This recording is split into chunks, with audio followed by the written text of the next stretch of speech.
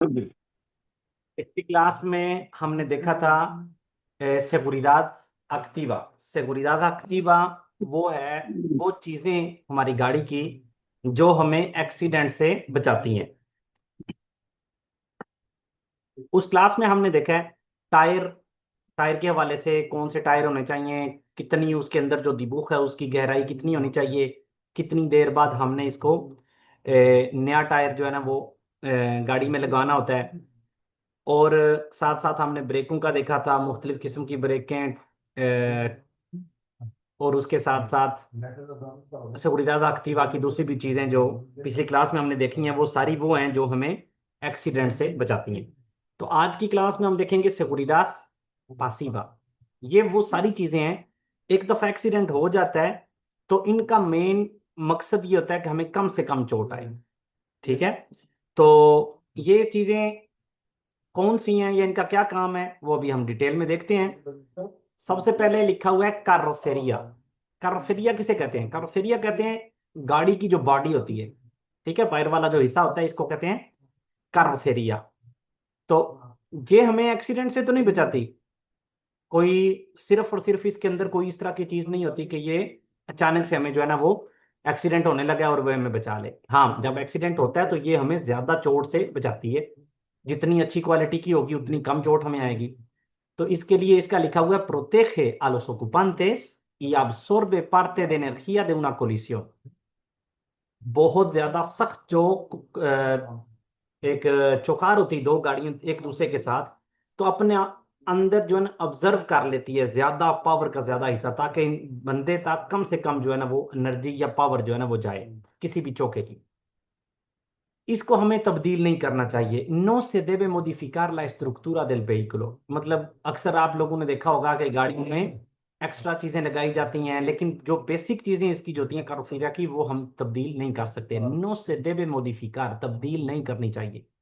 Ya que está diseñada para reducir los daños en caso de atropellos a peatones। क्योंकि ये इस तरह से डिजाइन की जाती है, कोई भी गाड़ी जो होती है उसकी डिजाइनिंग में सबसे अहम चीज, और ये क्वेश्चन में एक दो बार आया है तो ये चीज याद रखनी है आपने, कि हमने गाड़ी की जो शेप है वो तब्दील नहीं करनी, क्योंकि ये इस तरह से डिजाइन की जाती है ताकि जब किसी प्यातोन के साथ आपका एक्सीडेंट हो, पैदल चलने वाले के साथ, तो उसका कम से कम नुकसान हो। ठीक है, उसको कम से कम चोट आए। ये मेन वजह है जिसकी वजह से हमें इसकी कारोसेरिया को तब्दील नहीं करना चाहिए। Ya que está diseñado para reducir los daños en el caso de atropello a peatones। Number दो, पहले नंबर पे तो होगी हमारी कारोसेरिया। नंबर दो पे आ जाती है सिंतुरोन दे seguridad। सिंतुरोन दे seguridad होता है हमारा जो सीट बेल्ट। इसका क्या मकसद है? सीट बेल्ट का मकसद होता है evita que los ocupantes salgan despedidos del vehículo। इसका मेन मकसद ये होता है कि जब एक्सीडेंट की सूरत में लोग गाड़ी से बाहर ना जा गिरे। tiene dos partes, इसके दो हिस्से होते हैं, सीट बेल्ट के दो हिस्से होते हैं। एक ये जो पेचों के ऊपर से आता है इसको कहते हैं बंदा तोरासिका। बंदा तोरासिका। और दूसरा है बंदा अब्डोमिनल। क्योंकि अब्डोमेन कहते हैं पेट को, तो इसको कहते हैं बंदा अब्डोमिनल। तो जो बंदा तोरासिका है से coloca sobre la clavícula, इस हिस्से को कहते हैं क्लाविकुला, y el centro del pecho। ठीक है, हमारी चेस्ट के दरमियान वाले हिस्से से ये गुजरता है और क्लाविकुला पे। और जो बंदा अब्डोमिनल होता है से कोलोका सोब्रे ला पेल्विस, ये वाला जो हमारी बॉडी का हिस्सा होता है इसको कहते हैं पेल्विस। से कोलोका पेट से नीचे, से कोलोका सोब्रे ला पेल्विस por debajo del abdomen, पेट से नीचे। उसके बाद इफेक्टो सुबमारिनो। ये भी बहुत अहम कंसेप्ट है, ये भी समझने वाला कंसेप्ट है कि इफेक्टो सुबमारिनो किसे कहते हैं। मेरे ख्याल में एक दो क्लास में हम इसके बारे में थोड़ी बहुत बात कर चुके हैं, लेकिन अब फोटो में क्लियर हमें नजर आ रहा है कि इफेक्टो सुबमारिनो इस चीज को कहते हैं कि आप इस तरह से सीट बेल्ट बांधा हुआ है या ऐसी पोजीशन में बांधा हुआ है कि अचानक से ब्रेक लगाने की सूरत में आप उसके नीचे से इस तरह से फिसल जाएं। इस चीज को क्या कहते हैं? इफेक्टो submarino। से प्रोड्यूसे cuando el cinturón de seguridad no retiene adecuadamente a la persona durante un accidente. No retiene का मतलब है बंदे को ठीक से संभाल के या पकड़ के नहीं रखता, ठीक है, सीट बेल्ट। तो इस चीज को क्या कहते हैं? इफेक्टो सुबमारिनो। सुबमारिनो, मारिनो कह सकते हैं आप, समंदर से रिलेटेड, और सुब होता है उसके नीचे, तो किसी चीज के नीचे से गुजरने को सुब कहते हैं। तो इस वजह से ये इफेक्टो सुबमारिनो इसका हो गया। Y su cuerpo se desliza por debajo de la banda abdominal, बंदे का जो जिस्म है, बॉडी है, वो उसके नीचे से स्लिप हो जाता है। En las motocicletas, अच्छा अब ये इफेक्ट सुबमारिनो की समझ आ गई सबको? बंदा उसके नीचे से इस तरह से फिसल जाए, इस चीज को कहते हैं इफेक्ट सुबमारिनो। तो ये क्यों होता है? ठीक तरह से हमने बांधा ना हो सीट बेल्ट, उस वजह से हो सकता है। या अक्सर लोग अपने नीचे सीट पे मतलब तौलिया वगैरह जो है ना वो रख लेते हैं, और जब कोई अचानक से ब्रेक लगती वो निकल जाता है नीचे से और बंदा फिसल जाता है। तो इस चीज को कहते हैं इफेक्टो सुबमारिनो। अच्छा, साथ में ये कहा गया है कि, या अक्सर क्वेश्चन में ये कहा जाता है किन गाड़ियों में या किन चीजों पे आपको सीट बेल्ट लाजमी करना है। ठीक है, तो ये सारी गाड़ियां हैं, लेकिन en las motocicletas, vehículos de tres ruedas, cuadriciclos y ciclomotores que tengan estructura de autoprotección y cinturones de seguridad, no será obligatorio utilizar el casco। अच्छा, जो मोटरसाइकिल, ठीक है, मोटोसिक्लेटा कहते हैं मोटरसाइकिल को, जो मोटरसाइकिल या व्हीकल्स de tres ruedas, तीन टायरों वाली गाड़ी, या सिक्लोमोटर जिनका स्ट्रक्चरा de auto प्रोटेक्शन, ये लफ्ज बहुत जरूरी है, ठीक है, क्योंकि क्वेश्चन में इस लफ्ज के साथ ऑप्शन में आएगा या क्वेश्चन में आएगा। ऑटो प्रोटेक्शन ये होती है किसी भी गाड़ी की, मोटरसाइकिल की, सिक्लोमोटर की, जिसके ऊपर मिसाल के तौर पे ये बना हुआ है, ये सिक्लोमोटर है, इसके ऊपर ये बना हुआ है, ये इसकी प्रोटेक्शन के लिए बना हुआ है। ठीक है, तो हमें ये कह रहे हैं ऐसी गाड़ियां तीन टायरों वाली, क्वाड्रिसिक्लो, या जिनके ऊपर ये ऑटो प्रोटेक्शन बनी होती है, उनमें अगर सीट बेल्ट मौजूद है तो हेलमेट पहनने की जरूरत नहीं। कौन सी गाड़ियों में सीट बेल्ट पहनने की जरूरत नहीं है? जिनकी ऑटो प्रोटेक्शन होती है, जिनकी ये स्ट्रक्चरा दे ऑटो प्रोटेक्शन होता है, जो वैसे आपके सर को इस तरह से नीचे लगने से बचाएंगे खुद, और उनमें सीट बेल्ट भी होता है, तो फिर वहां पे हेलमेट पहनने की जरूरत नहीं होती। अच्छा, अब आ जाते हैं podrán circular sin cinturón de seguridad otros sistemas de retención homologados। अच्छा, अब मैं आपको सिचुएशंस बताऊंगा जिनमें बेशक कोई भी गाड़ी हो, तो कुछ ऐसी सिचुएशंस हैं जिनमें हमें सीट बेल्ट से इस्तिस्ना है, सीट बेल्ट जो है ना वो पहनने से ना पहनने की इजाजत है। ठीक है, तो इसके लिए दो सिचुएशंस हैं, एक है इन cualquier vía, किसी भी सड़क पे, और दूसरा है dentro de poblado, आबादी वाले एरियाज में। पहले देखते हैं किसी भी सड़क पे किन लोगों को सीट बेल्ट ना पहनने की इजाजत है। तो नंबर एक, los conductores dando marcha atrás। आप रिवर्स गाड़ी कर रहे हैं, चाहे कोई भी सड़क है, उस पे आपको इजाजत है कि आप सीट बेल्ट अपना ना पहने। अगर आपने पहना हुआ है, बांधा हुआ है, तो कोई मसला नहीं है, लेकिन आपको इजाजत है, आप उसको खोल भी सकते हैं। Las personas provistas de un certificado médico por razones médicas graves o discapacidades। पहला तो यह कि आप रिवर्स कर रहे हैं, और दूसरा यह कि आपके पास प्रॉपर डॉक्टर का सर्टिफिकेट है जिसके ऊपर लिखा गया कि इस बंदे को इसके लिए खतरनाक है कि ये सीट बेल्ट पहने। ठीक है, ये दो ऐसी सिचुएशन है जो कि किसी सड़क पे भी आपको सीट बेल्ट ना पहनने की इजाजत देती है। अब हम देखते हैं आबादी के अंदर कुछ गाड़ियों को, कुछ लोगों को सीट बेल्ट ना पहनने की, ना बांधने की इजाजत है। नंबर एक, टैक्सी के जो ड्राइवर होते हैं, जब टैक्सी सर्विस में होती है, लोग बैठाए होते हैं जब उसने, तो उनके ड्राइवर्स को इजाजत है सीट बेल्ट ना पहनने की। conductores de taxis cuando están de servicio। Number दो, distribuidores de mercancías que realizan operaciones de carga y descarga। ये जो सामान वाली, ये सिलेंडर वाली मिसाल के तौर पे, या वैसे शहर के अंदर जब कार्गा डिस्कार्गा बहुत दफा जिन गाड़ियों ने करना होता है, सामान वाली जो गाड़ियां होती हैं, उनको इजाजत होती है कि वो अपना सीट बेल्ट ना पहने। Number 3, conductores y pasajeros de vehículos en servicio urgente। Emergency service में जो भी गाड़ियां होती हैं उनके ड्राइवरों को भी या उनके साथ जो लोग बैठे होते हैं उनको भी इजाजत होती है सीट बेल्ट ना पहनने। कहां पे? dentro de poblado, सिर्फ आबादी के अंदर, ये याद रखना है। Profesores de autoescuela durante las prácticas। अगर आप प्रैक्टिकल कर रहे हैं तो आपके साथ जो इंस्ट्रक्टर होगा उसको इजाजत है कि वो सीट बेल्ट ना बांधे। ठीक है, दोबारा से मैं रिपीट कर देता हूं। टैक्सी के ड्राइवर, सामान वाले जिन्होंने कार्गा डिस्कार्गा करना होता है, जो अर्ज इमरजेंसी सर्विस वाली गाड़ियां हैं, और ऑटो स्कूला वाली जो प्रैक्टिकल वाली जो गाड़ियां होती हैं उनको, ये 4 ऐसे केसेस हैं जिनमें हमें आबादी के अंदर भी सीट बेल्ट ना बांधने की इजाजत है।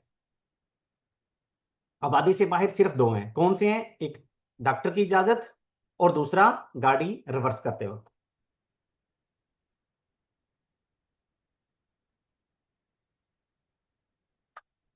एल reposa cabezas, एक और seguridad pasiva का जो एक एलिमेंट है वो है reposa cabezas। वो किसको कहते हैं? ये सीट, आपकी जो सीट होती है उसके ऊपर सर के तकरीबन सर के बराबर ये वाला जो हिस्सा होता है इसको कहते हैं reposa cabezas। तो इसका क्या मकसद होता है? ये किस चीज से हमें बचाता है? प्रेविene el latigazo cervical। इसका क्या मतलब है कि जब अचानक से आपको ब्रेक लगानी पड़ती है या आपका एक्सीडेंट होता है तो आपका जो गर्दन है अचानक से इस तरह से पीछे की तरफ ना जाए, इस चीज को कहते हैं लातिगासो सेर्विकाल। तो इस चीज से हमें बचाती है। पीछे की तरफ जाएंगे तो पीछे ये होगी। ठीक है, मकसद इसका ये हो गया लातिगासो सेर्विकाल। ये भी लिख लें, साथ में इसकी फोटो बना लें या जो भी, ताकि आपको याद दिलाती रहे कि ये इसके लिए है। अब इसका डिस्टेंस कितना होना चाहिए? su borde superior coincidirá con la parte superior de la cabeza। इसका ऊपर वाला हिस्सा सर के बराबर होगा। y la distancia al reposacabezas será mínimo 4 centímetros। ठीक है, तो ये जो डिस्टेंस है ये 4 सेंटीमीटर का होगा, इससे ज्यादा नहीं। ये यहां पे मिनिमो लिखा हुआ है, मिनिमो नहीं है, ये मैक्सिमो है। ठीक है, ज्यादा से ज्यादा 4 सेंटीमीटर का फासला होना चाहिए सर के और इसके दरमियान।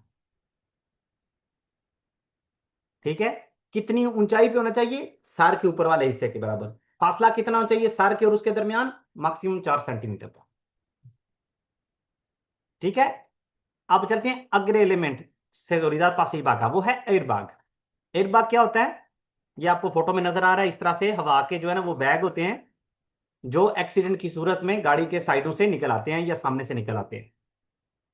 उसका मकसद क्या होता है? उसका मकसद होता है कि आपका जिस्म गाड़ी के सख्त किसी भी हिस्से पे ना लगे और आपको ज्यादा चोट ना आए। evita el impacto, evita el impacto de los ocupantes contra elementos del vehículo। evita का मतलब होता है बचाता है। funciona como complemento del cinturón। ये भी एक बहुत अहम चीज है। अकेले ये काम नहीं करता। funciona como complemento, seat belt के साथ मिल के काम करता है। अगर सीट बेल्ट ठीक से आपने नहीं बांधा हुआ, इसका मतलब है आपकी पोजीशन गाड़ी में ठीक नहीं होगी तो एयरबैग डायरेक्ट अपनी जगह पे नहीं आएगा। इसलिए ये दोनों मिल के काम करते हैं, कॉम्प्लेमेंटा। ठीक है, एक्सिस्टेंट एयरबैग्स फ्रंटालेस होते हैं, एयरबैग्स होते हैं सामने से आने वाले, लातेरालेस साइडों से आने वाले, de techo ऊपर से आने वाले, o cortina। La distancia ideal del airbag es de 25 centímetros। ठीक है, आइडियल जो सिचुएशन है वो ये कि एयरबैग से आपका फासला कितना होना चाहिए?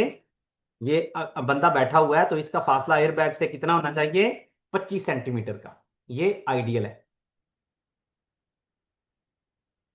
लेकिन कम से कम कितना होना चाहिए? 10 सेंटीमीटर। 10 सेंटीमीटर से ज्यादा करीब होके आपने स्टीयरिंग के नहीं गाड़ी चलाना।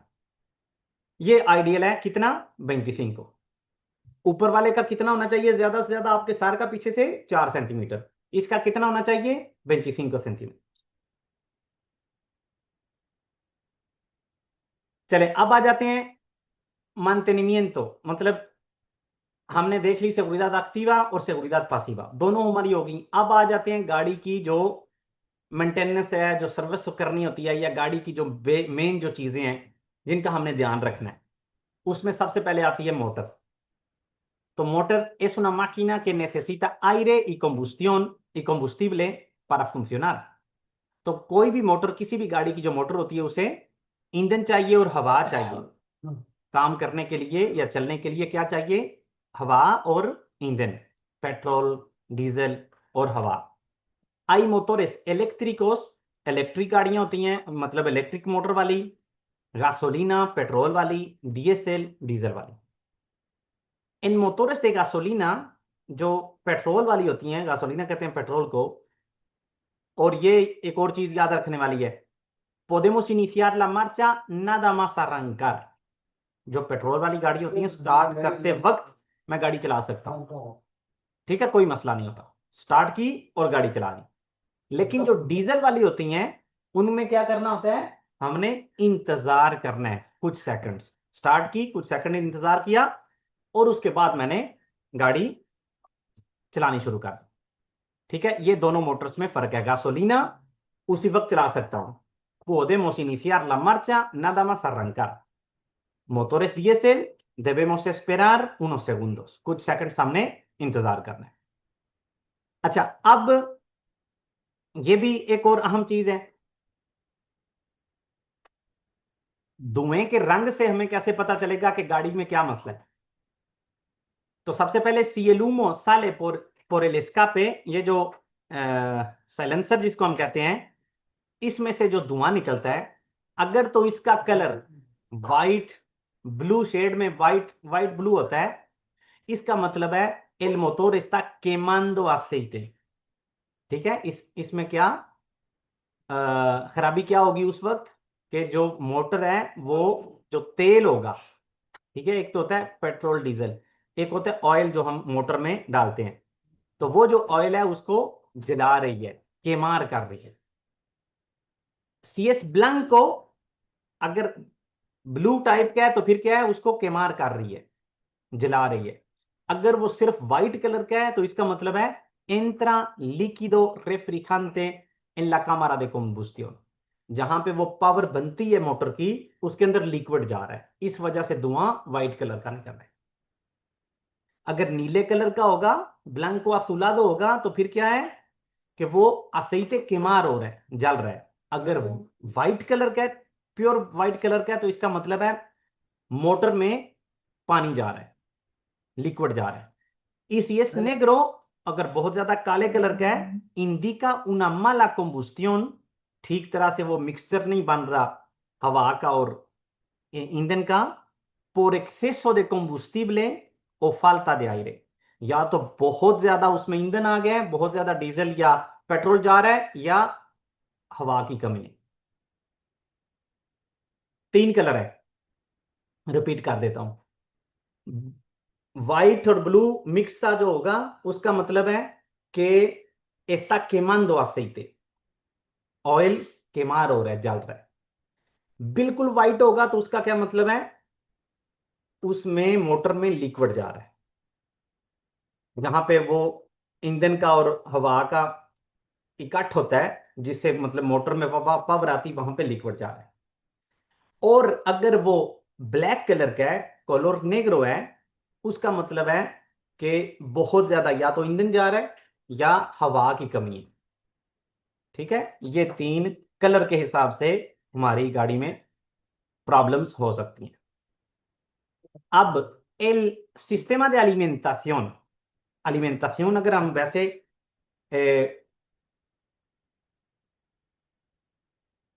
आप लोगों ने अक्सर सुना होगा tienda de alimentación, उसका क्या मतलब होता है? एक शॉप है जहां पे खाने पीने की चीजें हैं। तो यहां पे हम अगर बात कर रहे हैं गाड़ी की, तो गाड़ी की खाने पीने वाली चीजें कौन सी होती हैं? Petrol, diesel, aceite। तो सिस्टम de alimentación का मतलब है वो सिस्टम जिसमें गाड़ी चीजें खाती है, ये वाली चीजें। Proporciona al motor aire y combustible que necesita। हवा और ईंधन सिस्टम de alimentación से गाड़ी को जाता है। Ambos deben ser filtrados ईंधन को भी फिल्टर किया जाता है और हवा को भी फिल्टर किया जाता है, ताकि इसमें जितनी भी इम्पूरेसास का मतलब होता है जितनी भी गंदगी है वो रोक ली जाए, फिल्टर कर ली जाए, ताकि साफ हवा अंदर जाए और साफ combustible अंदर जाए। Estos filtros deben revisar, इनको हमने revisar करना होता है, चेक करना होता है, sobre todo en verano, especially तौर पे गर्मियों में, y sustituir और तब्दील करना है cuando indique el fabricante। अब एक और सवाल आ जाता है, हमें जो हवा का या ईंधन का जो combustible का फिल्टर है उसको कब तब्दील करना चाहिए? जवाब क्या है? cuando indique el fabricante, जिसने बनाया है fabricante, जब वो कहेगा। 2 महीने बाद, 2 महीने बाद, 1 साल बाद, 1 साल बाद। ठीक हो गया। यहां पे याद रखने वाली क्या चीज है? सिस्टम de alimentación किसे कहते हैं? वो सिस्टम, गाड़ी का वो हिस्सा जहां से हवा और ईंधन गाड़ी में दाखिल होता है। सिस्टमा de lubricación, लुब्रिकार क्या होता है? लुब्रिकार होता है किसी भी चीज को आपने कह लें, मतलब अगर मैं अपने जिस्म पे यहाँ पे मैं क्रीम लगाता हूँ, वासलीन लगाता हूँ, बहुत ज्यादा खुश्की है तो मैं वासलीन लगाता हूं, तो मैं क्या कर रहा हूं? लुब्रिकार कर रहा हूं। इसी तरह से गाड़ी को भी लुब्रिकार किया जाता है।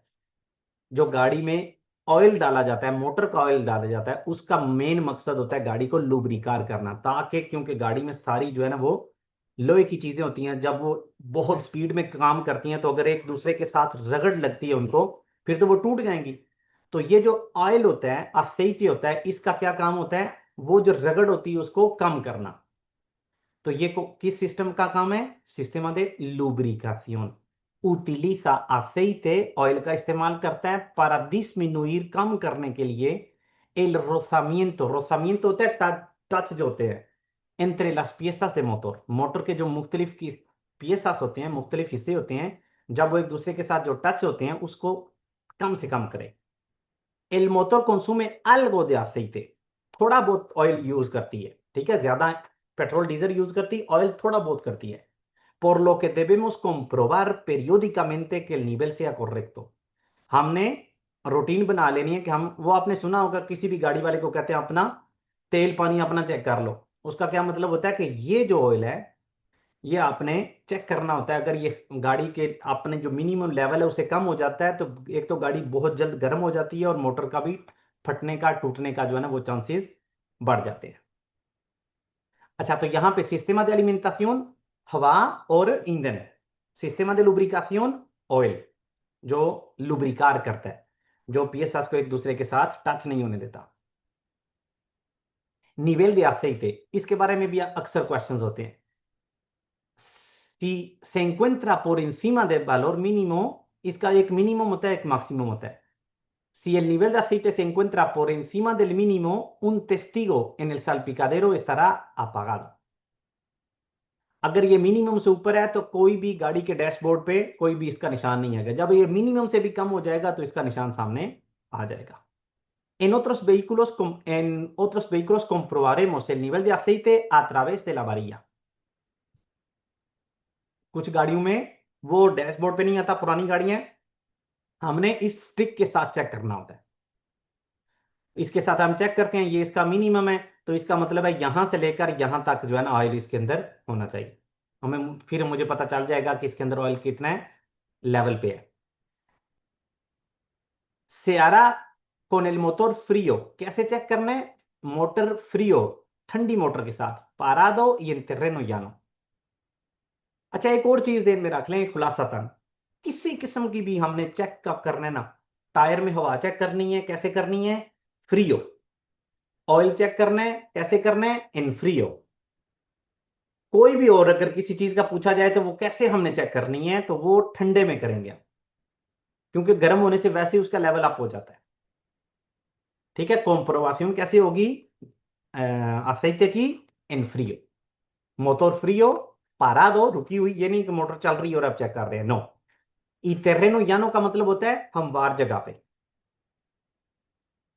hay un filtro que retiene las impurezas del aceite que se sustituirá cuando indique el fabricante। तो यहां पे भी एक फिल्टर होता है जो इस ऑयल को भी चेक करता है, इसकी गंदगी को अपने अंदर जज्ब कर लेता है। तो उसको भी हमने तब्दील करना होता है। कब करना होता है? क्वांडो इंडिके el fabricante, जब उसको बनाने वाले ने कहा हो इतने अरसा बाद आपने करना है। El cambio de aceite se realizará en un taller, nunca en una vía pública। जो ऑयल चेंज करवाना होता है वो किसी वर्कशॉप पे हम करेंगे, कभी भी खुद सड़क पे ऑयल चेंज नहीं करेंगे। तो इस पेज का खुलासा क्या है कि जो ऑयल है उसका लेवल कुछ गाड़ियों का डैशबोर्ड पे आ जाता है, मिनिमम से कम हो तो वो ऑन हो जाता है, कुछ गाड़ियों का हमने चेक करना होता है बारिया के साथ। इस चीज को कहते हैं बारिया। तो चेक कैसे करना है? मोटर बंद हो, ठंडी हो और हमवार जगह पे। और जो ये जो फिल्टर होता है इसको तब्दील कब करना होता है? जब फैब्रिकांते हमें कहे इतने अरसे बाद आपने करना है। और कहां पे तब्दील करना है ऑयल? वर्कशॉप पे, कभी भी पब्लिक जगह पे नहीं। अच्छा, डिरेक्शन असिस्टिदा प्रोग्रेसिवा। डिरेक्शन असिस्टिदा प्रोग्रेसिवा का मतलब ये होता है कि ये जो स्टीयरिंग होता है गाड़ी का, अक्सर आपने बहुत पुरानी जो गाड़ियां होंगी उसमें आपने देखा होगा, लोग ऐसे लग रहा होता है जिम लगा रहे हैं जब वो स्टीयरिंग को मूव कर रहे होते हैं। मतलब फुल पावर के साथ उन्होंने स्टीयरिंग अपना जो है ना वो घुमाते हैं। तो अब जो बड़ा अरसा से जो गाड़ियों में स्टीयरिंग जो है, ये डिरेक्शन जो होती है ये होते हैं डिरेक्शन असिस्टिदा। इसका क्या मतलब होता है कि गाड़ी को जब गाड़ी बहुत कम स्पीड पे होती है तो स्टीयरिंग भारी होता है तो उसको ये सिस्टम क्या करता है? हल्का कर देते हैं। और जब बहुत ज्यादा स्पीड में गाड़ी जा रही होती है तो वहां पे बहुत हल्का हो जाता है तो उसको क्या करता है? थोड़ा सा दूर हो करता है, सख्त करता है। इसको क्या कहते हैं? डिरेक्शन असिस्टिदा। जब कम स्पीड होगी उसमें स्टीयरिंग को हल्का कर देगा, जब ज्यादा स्पीड होगी वहां पे स्टीयरिंग को थोड़ा सा भारी कर देगा ताकि कंट्रोल में रहे उसकी movement. El sistema de refrigeración, हमने कौन से सिस्टम्स देखे हैं इससे पहले? दो। सिस्टमा de alimentación, खाने वाला, हवा और ईंधन।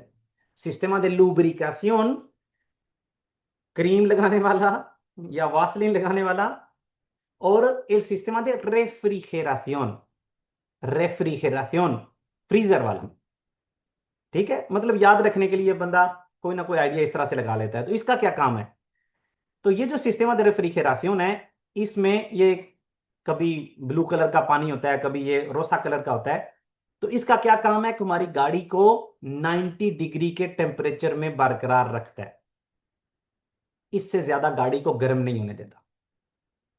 तो इसके लिक्विड का भी हमने लेवल जो है ना वो चेक करना है, ये मैक्सिमम और मिनिमम के दरमियान होना चाहिए। अगर ये भी मिनिमम से कम हो जाएगा तो हमारी गाड़ी लिमिट से ज्यादा गर्म हो जाएगी और मोटर के फटने का, टूटने का चांसेस जो है ना वो बढ़ जाएंगे।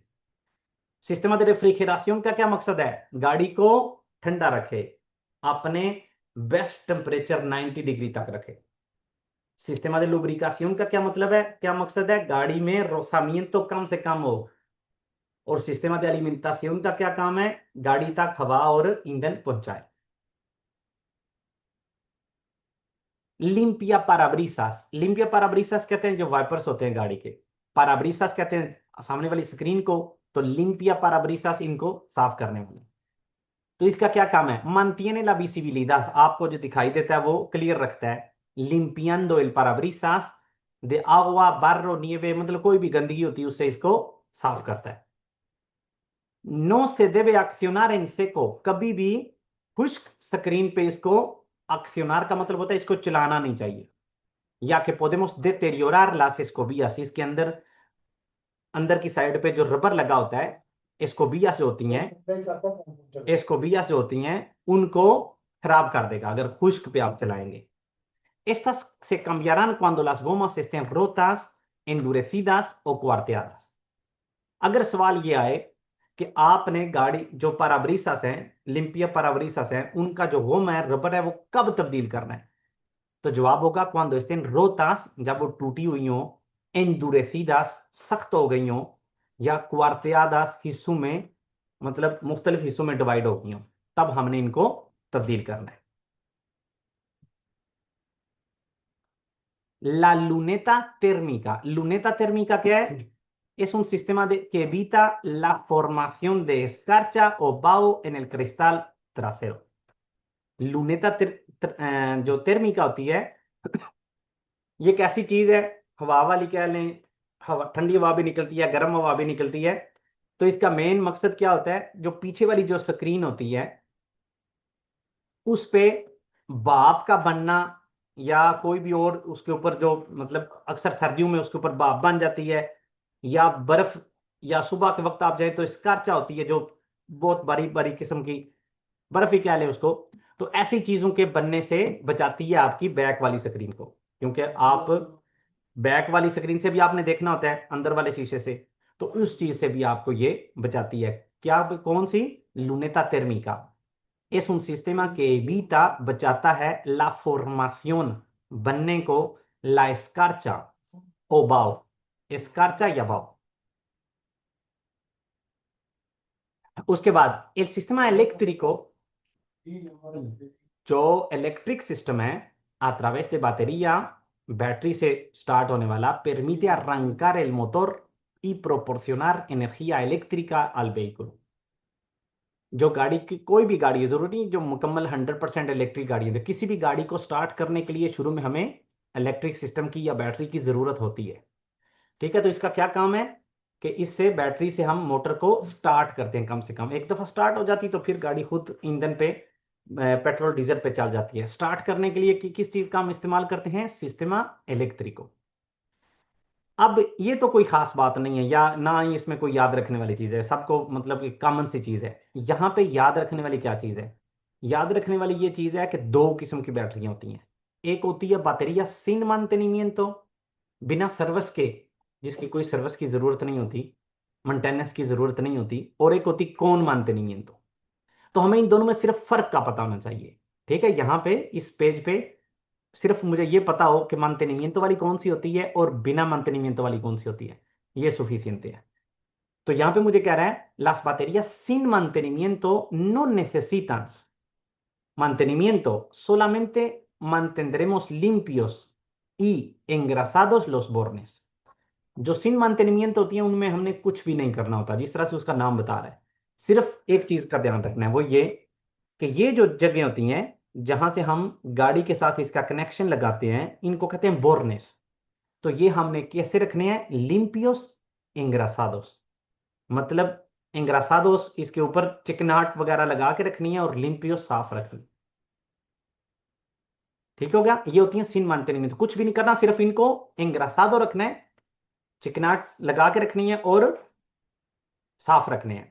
दूसरी होती है कौन mantenimiento। अब जो कौन mantenimiento होती है वो कौन सी होती हैं? ये वो है जिनमें हमने वो एक स्पेशल किस्म का जो लिक्विड होता है वो हमने डालते रहना होता है।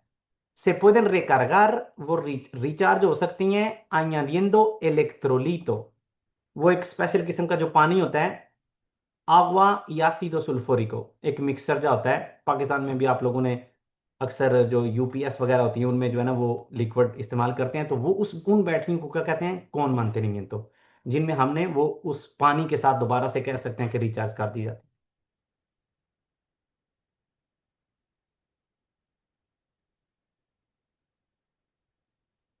नहीं, चेंज करनी पड़ती है। जो सीन mantenimiento होती है चेंज करनी पड़ती है जब वो खत्म हो जाती है, लेकिन उसमें मतलब लगातार हमने कोई चीज ऐड नहीं करनी पड़ती। वो जब उसकी मियाद खत्म हो जाती है तो दोबारा एक नई उसकी जगह पे रख लेते हैं। जो कौन mantenimiento होती है उसका जो लिक्विड है वो तब्दील हमने साथ साथ करते जाना है। ये यहां पे सिर्फ ये याद रखने वाली चीज है। कौन mantenimiento को क्या करना है? उसका लिक्विड चेंज करने का ध्यान रखना है। सिन mantenimiento का क्या करना है? ये जो बोरनेस हैं जो निशान मैंने लगाए हुए हैं इनको साफ और इंग्रासादो रखना है। अच्छा, अब बात करते हैं वो चीजें जो कि हमारी गाड़ी में होनी चाहिए लाजमी तौर पे, एक्सेसोरियस जिनको कहते हैं। मतलब गाड़ी में ये चीजें होना लाजमी है किसी भी गाड़ी में। नंबर एक, डिस्पोसिटिवो de preseñalización V16। ये जो लाइट है इसी साल जो है ना वो ये लाजमी हुई है। V16 इसका नाम है, डिस्पोसिटिवो प्रेसेñalización। पहले इसकी जगह पे दो ट्रायंगल होते थे, लेकिन अब क्या है? डिस्पोसिटिवो प्रेसेñalización V16। एक तो ये चीज होगी सारी गाड़ी में 3500 kg तक। ठीक है, सारी गाड़ियां, क्योंकि हम 3500 kg तक चला सकते हैं, तो 3500 kg तक गाड़ी में ये लाइट होनी चाहिए। नंबर दो, rueda de repuesto या सिस्टेमा alternativo, या तो स्पेयर टायर होना चाहिए और उसको तब्दील करने की पूरी किट होनी चाहिए, या सिस्टेमा anti-pinchazo, जो पंचर लगाने का जो आपके पास पूरी किट होनी चाहिए, दोनों में से कोई भी, या rueda de repuesto और उसको चेंज करने वाला सारा सिस्टम, या सिस्टमा अल्टरनेटिवो पंचर लगाने वाला कोई भी सिस्टम। क्यों? क्योंकि आजकल क्या कैसी आ रही है, टायर कौन से होते हैं, वो सिन कमरा, बिना ट्यूब के। तो जब भी उनका क्या होता है, वो आहिस्ता आहिस्ता से किसी जगह से उनकी हवा जो है ना वो निकलती है।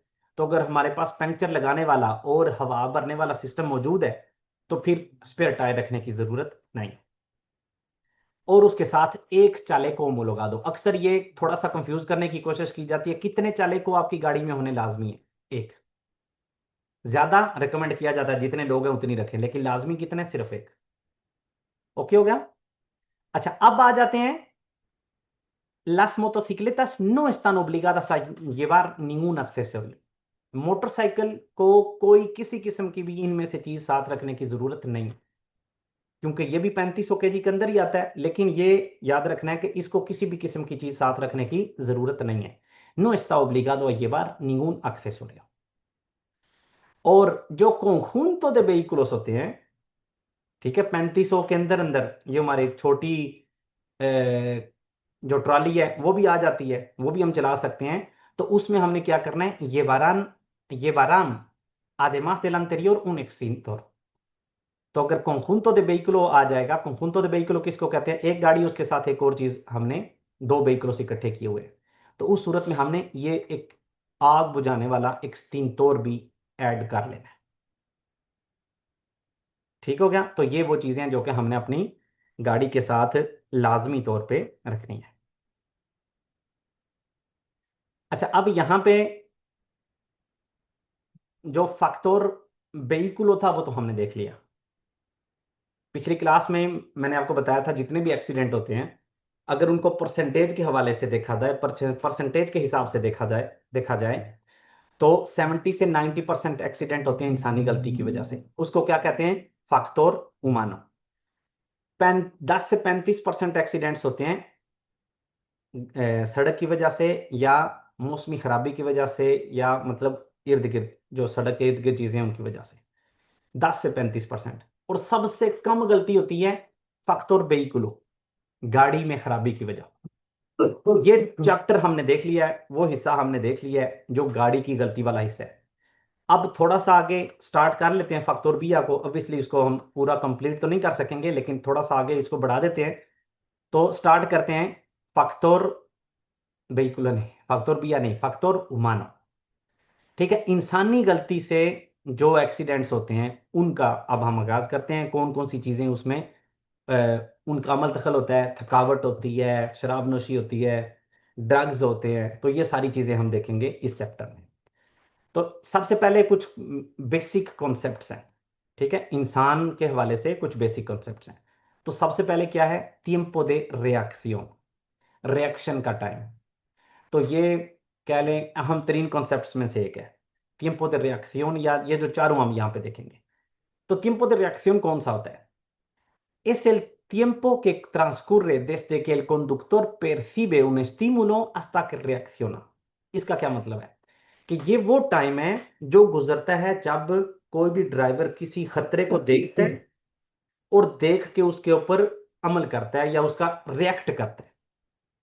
मिसाल के तौर पर मैं गाड़ी चला रहा हूं और अचानक से मैंने देखा सड़क पे एक जानवर आ गया अचानक से। तो जितनी देर मुझे लगती है देखने के बाद अपना पाँव ब्रेक तक ले जाने तक, रिएक्ट करने का जो टाइम मेरा लगेगा, देखने से लेकर मेरा पाँव ब्रेक तक जाने तक, उसको कहते हैं tiempo de reacción।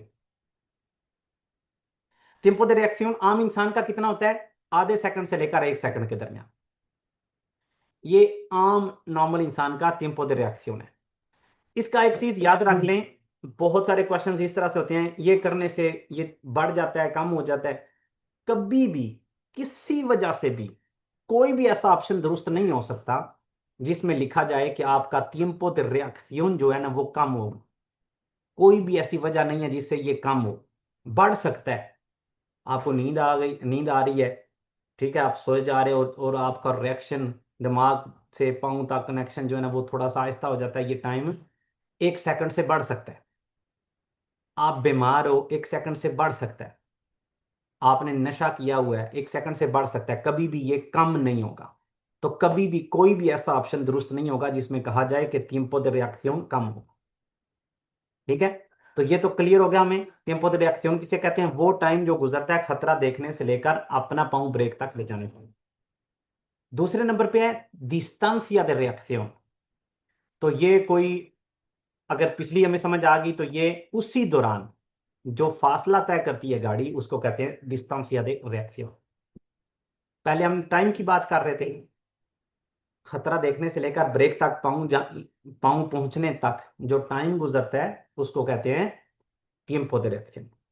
और खतरा देखने से लेकर ब्रेक तक ले जाने तक जो फासला तय करती है हमारी गाड़ी उसको कहते हैं डिस्टेंसिया दे reacción। ठीक हो गया। अब डिस्टेंसिया दे फ्रेनादो। डिस्टेंसिया दे फ्रेनादो वो होती, एक दफा मेरा पाँव ब्रेक तक पहुंच गया और मैंने ब्रेक लगानी शुरू कर दी है, वहां से लेकर जब मैं शुरू करता हूं ब्रेक लगानी, वहां से लेकर गाड़ी रुकने तक जो फासला होगा उसको कहते हैं distancia de frenado। ये वो फासला है, es el que recorre el vehículo desde que el conductor pisa el freno, फ्रेनो के ऊपर, ब्रेक के ऊपर पाँव रखा है, वहां से लेकर गाड़ी रुकने तक। ये कौन सा होगा? distancia de frenado। अब distancia de frenado की दो चीजें याद रखनी है। अगर आपसे पूछा जाए बारिश में ये कैसा होगा, तो आपने बताना है कि ये बारिश में डबल हो जाता है। अगर नॉर्मल सिचुएशन में जो 50 की स्पीड में मैं जा रहा हूं तो ब्रेक के ऊपर पाँव रखने से लेकर गाड़ी रुकने तक 10 मीटर तय होते हैं या 5 मीटर तय होते हैं। अगर बारिश हो रही तो उसी टाइम में उसी सड़क पे ये डबल हो जाएगा। अगर पहले 5 थे तो अब 10 हो जाएंगे, अगर पहले 10 थे तो बारिश में 20 हो जाएंगे। और अगर बर्फ पड़ी हुई है तो बर्फ में ये 10 गुना ज्यादा हो जाता है। अगर आम सिचुएशन में मैं 5 मीटर में गाड़ी रोक लेता हूं, मेरी गाड़ी 5 मीटर में ब्रेक लगा लेती है, तो बारिश में 50 मीटर चाहिए मुझे बर्फ में। ये लो, ठीक है, ये दो चीजें याद रखनी है, बारिश में डबल और बर्फबारी में 10 गुना ज्यादा। और distancia de frenado किसको कहते हैं? ब्रेक के ऊपर पाँव रखने से लेकर गाड़ी रुकने तक। और चौथा और आखिरी इसमें क्या है? distancia de detención। ये दोनों की जमा है। जब से मैंने खतरा देखा है वहां से लेकर गाड़ी रुकने तक जो फासला तय होता है उसको कहते हैं distancia de detención। ओके हो गया। ये मतलब कोई इसमें खास बात नहीं है, जब मैंने खतरा देखा वहां से लेकर गाड़ी रुकने तक दोनों की जमा कर लेंगे तो ये हो जाएगा distancia de देते थे। फतीगा। फतीगा कहते हैं थकावट को। इससे क्या होता है? आप थकावट का शिकार हैं तो क्या होगा?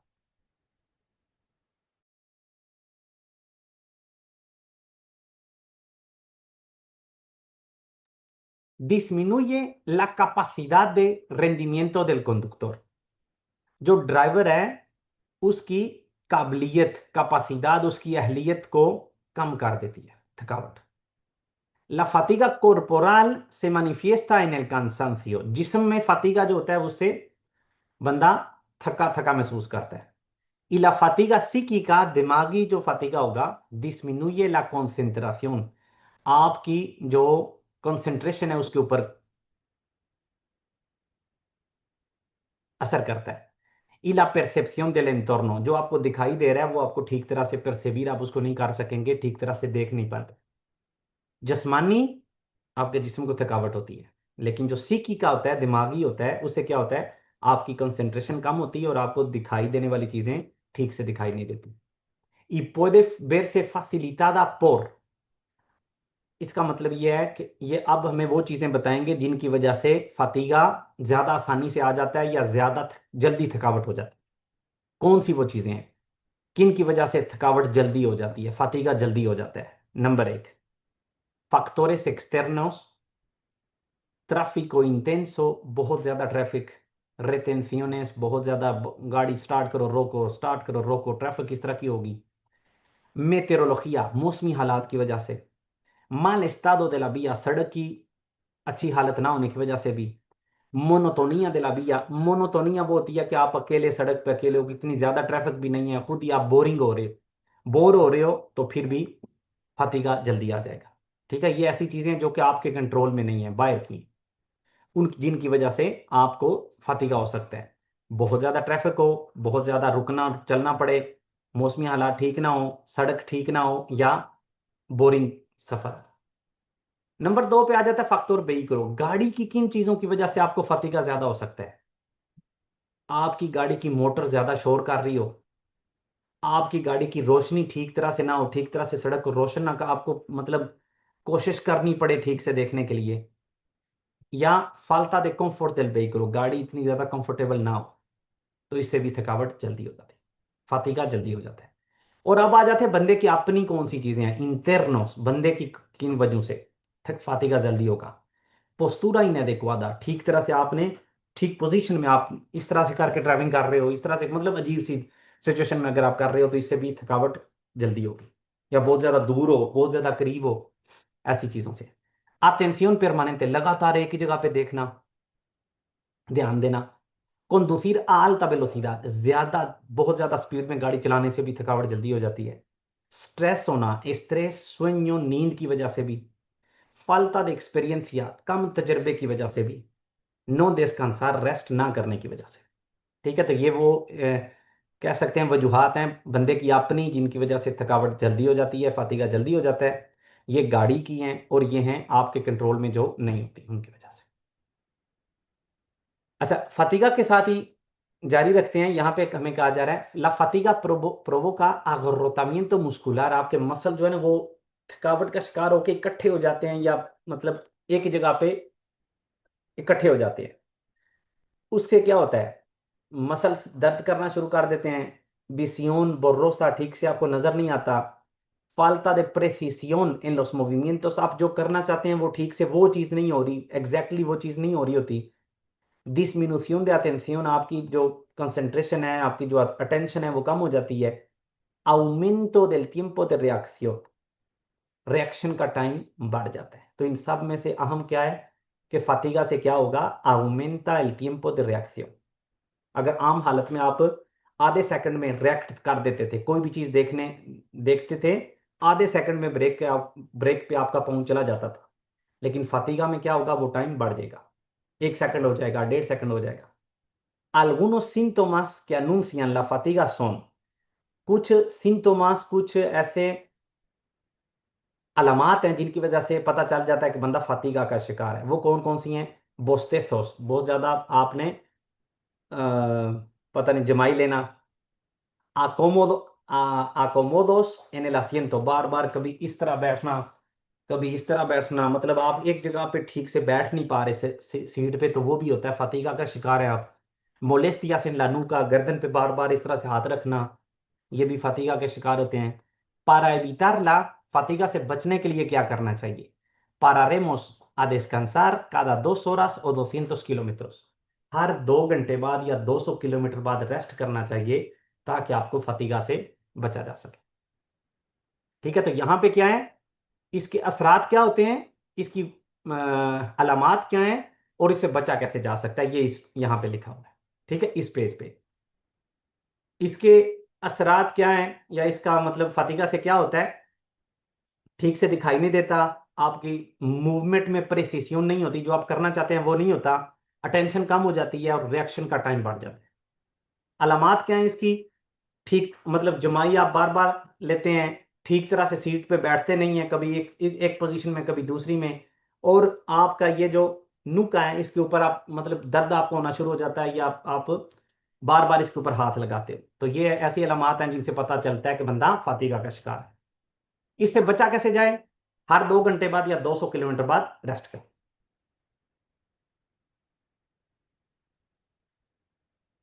अगली आ जाती है जी stress, el estrés। El estrés aparece cuando las exigencias superan la capacidad del conductor।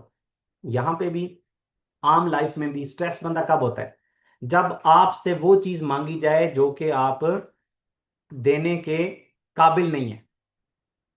ठीक है, मिसाल के तौर पे मुझे अक्सर वालिदैन कहते हैं बच्चे को तुमने 10 में से 9.5 या इससे ज्यादा नंबर लेने हैं, और बच्चा एक्स्ट्रा एफर्ट के साथ भी 8 से ऊपर नहीं जा सकता, तो वहां पे बच्चा स्ट्रेस का शिकार होगा।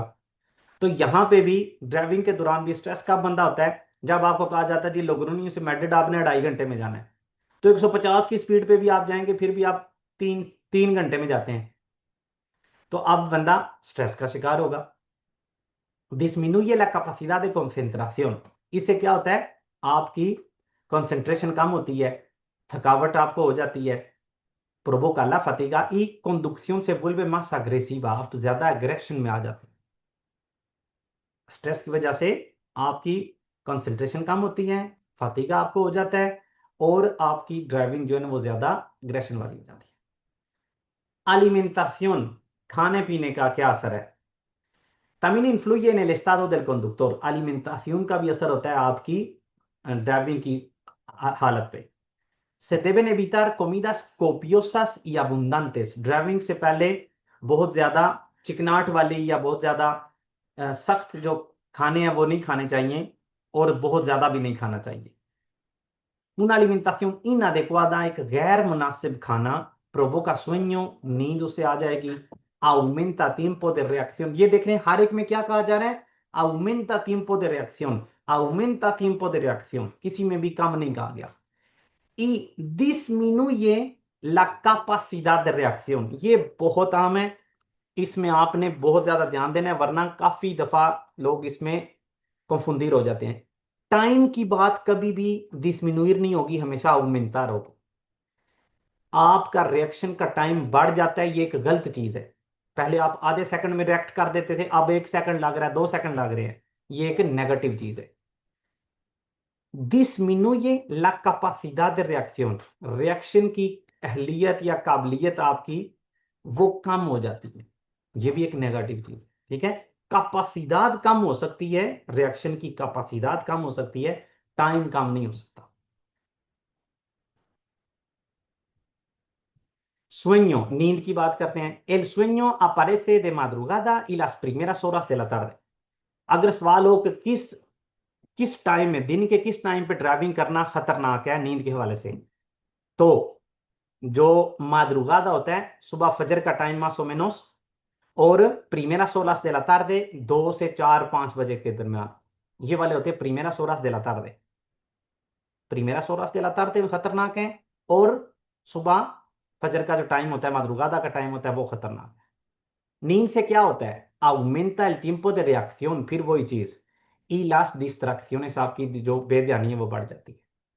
el mejor remedio es dormir, सबसे बेहतर क्या तरीका है इससे बचने का, अपनी नींद पूरी करें।